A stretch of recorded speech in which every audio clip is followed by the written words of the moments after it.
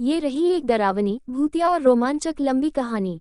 वापसी, एक गांव, एक हवेली और एक रहस्य जो कभी मरा नहीं। वापसी। उत्तराखंड की पहाड़ियों में बसा एक छोटा सा गांव था बिनसर। गांव में एक पुरानी हवेली थी जिसे सब लोग राय साहब की कोठी कहते थे।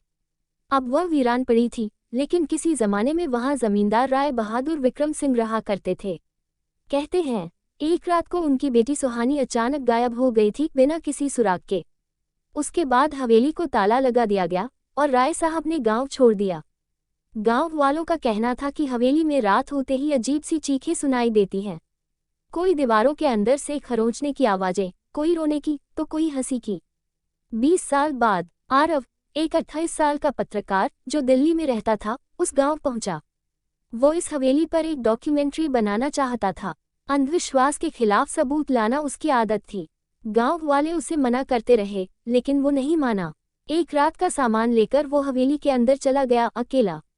हवेली अंदर से वैसी ही थी जैसे किसी ने अचानक छोड़ दी हो।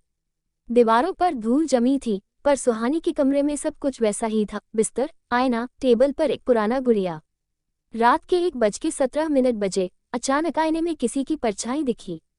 आरव ने मुड़कर देखा, कोई नहीं था।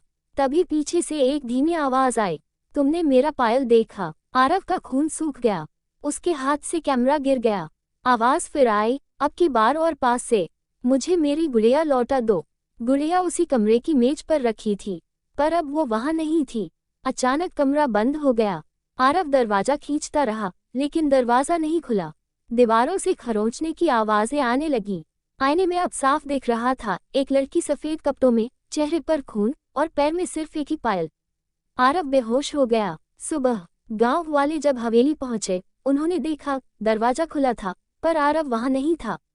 सिर्फ उसका कैमरा पड़ा था।